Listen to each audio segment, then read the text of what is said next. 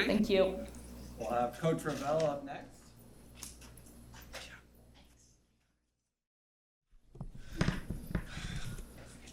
Are we going straight to questions? If you want to give an opening statement, I don't see that. Well, this is a really exciting time for Nebraska softball. The talent that Jordy brings from an athlete's perspective is unmatched, right? But I think you just heard the human being that we're adding to this already really high character team. And the timing for her coming into this program, I think, is actually perfect. This culture is healthy. It's really healthy. It's vibrant. A lot of people have done a lot of work to get us here.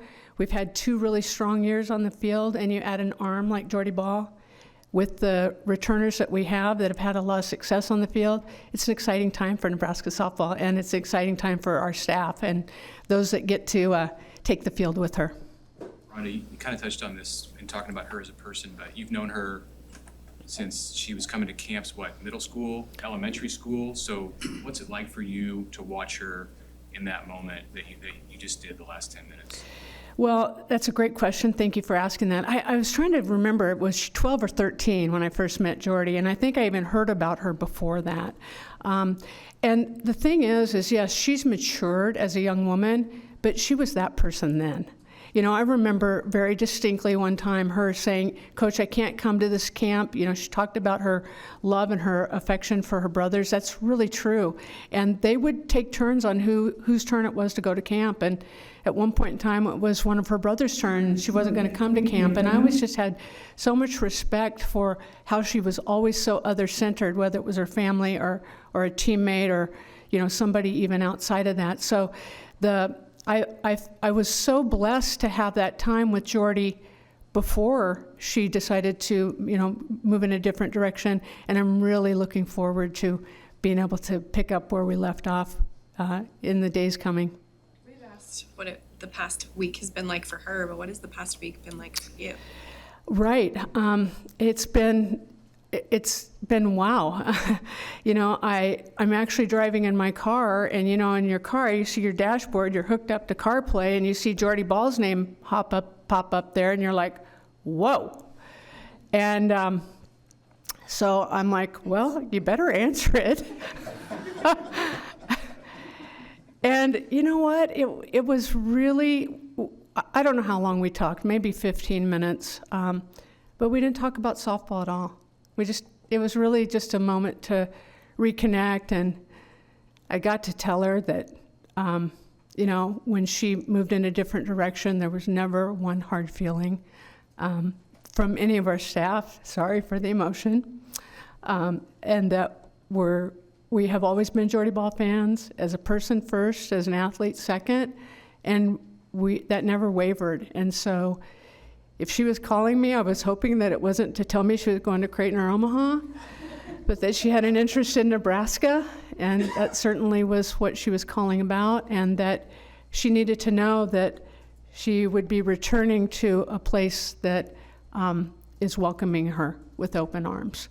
And so that was the start of it. And then, how on that same dashboard, you see your phone blowing up because she had made her statement, and then it's like from there. Full disclosure, I'll tell on myself. I'm driving back from a funeral that I had attended in Iowa, and I missed my turnoff like 6 times. I used, I think, a whole tank of gas driving back and forth in Iowa. So there was just a lot going on. So I'm kind of telling a little story on myself there, but.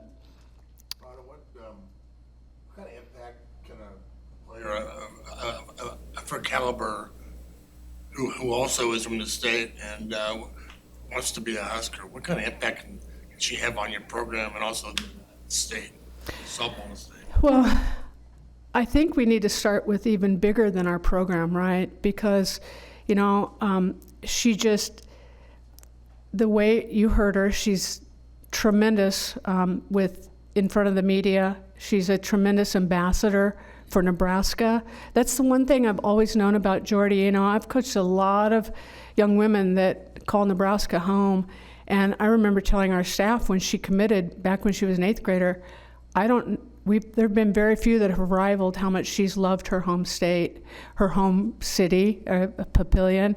So I just think what she brings from the inside out is really, people talk about generational athletes, but she might be a generational force for the University of Nebraska. And I think one of the biggest things is wherever she goes, she's going to earn that respect and that kind of attention. I think that as a mama bear, I want to make sure we protect her so she can focus on achieving all the goals she wants to achieve as a student athlete here too. Seeing her career play out over the past couple of years at Oklahoma, just how have you seen her kind of develop, just I guess as a player, just kind of watching from afar over these past few years? Well, I think she's been on her natural progression. She was so good. She was so good as an 8th grader. That's why I knew of her really early. I remember getting a phone call from her pitching coach, Darren Dubsky, and saying, I've got one that's really different. And he meant that in the most positive way. So, she's just continued to develop. And if you understand her work ethic, you know why she's continued to develop. So her work ethic has not only been in her physical game, but her mental and emotional game. And she was in a great environment at Oklahoma. That championship mindset is real. And I look forward to leaning in and learning from her about what she learned down there. Because if we're constant learners, I'm gonna try to figure out some things that have really helped her along the way. So I think she's just doing what Jordy does, and she keeps growing. And we're really excited to be able to maximize her game. She's a tremendous offensive weapon too. And, even when she came on her visit last week, we didn't talk too much softball. We just kind of, again, reacquainted and tried to take care of some of the other business. But I did ask her one question. I said, can you confirm that you'd like to hit? And then when she posted and she had a bat, I'm like, I think we know. So, I'm just really excited for the entire athlete that she is. You mentioned what you can learn from her. I asked her a similar question, but what can just mentally someone who's been to the top of the mountain that you're trying to scale, what are the lessons someone can bring to a team like that? Yeah, I don't think it happens over a day or one conversation. I think it's just going to be felt and infiltrated, within our team in little micro conversations or just, interacting with their teammates. I will tell you, it was really exciting. We came last week, she came on Wednesday, and we were going to have lunch at the training table. And like she said, she not only played with some of these players, but played against many of them. And the ones that are still in town are basically our Nebraska kids. And I don't even know I realized it this deeply, but they all jumped up from the table and went and hugged her. And I'm like, that's not just a hug for a potential prospect, right? That's long-term friendship right there, long-term friendship. And then I was talking to Billy and Brooke's older sister, Nicole, in Kansas City as I was recruiting this weekend, and she said, yeah, Jordy was in my wedding. I'm like, who knew that? So there's just a lot of years and a lot of layers to how already she's been a part of our program in one way or another. Have you heard from any players who want to transfer here? Has that happened in the last week? I don't know what I'm allowed to say, but we're still prospecting. Let's just put it that way. Have you and Trev talked about how many bodies you're going to possibly be able to get in bowling next year? Trev and I had a meeting yesterday about that very thing, and been meeting with Keith Zimmer, our sport administrator, and I know that there's a plan in place. I think we're working through the details, but what a great problem to have, right? Just so exciting. I know that bowling right now is capacity at 2,500. I know, we're going to have to obviously up that because we want anybody that wants to be in that stadium to be able to fit in that stadium. So we're going to do our best to make sure we can accommodate that. Talking about how you're going to use her, obviously you're going to pitch her.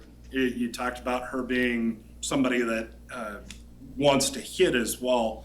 You use pitchers two ways, as pitchers and hitters more than most. Why is that?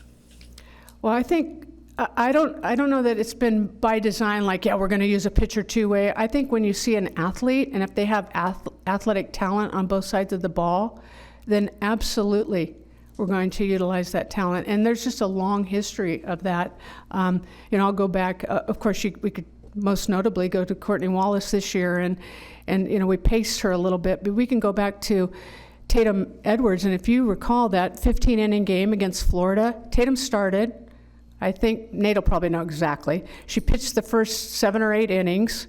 We brought her out. We thought she was fatiguing a little bit. We put her in left field, and then Emily Lockman threw 3 or 4 innings, and then we bring Tatum back into pitch. All the while, the reason we put her in left field, she was a great athlete, but we couldn't afford to take her bat out of the lineup. I think she was hitting leadoff for us that particular year.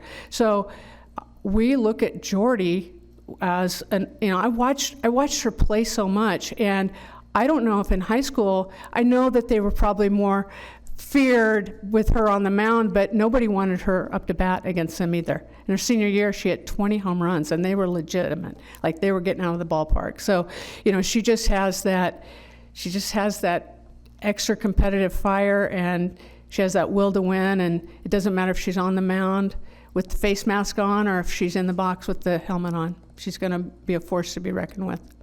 She said she wants to hit more. She loves hitting. She loves hitting. So I don't think she's going to argue with that opportunity to be in our lineup, to earn a spot in our lineup.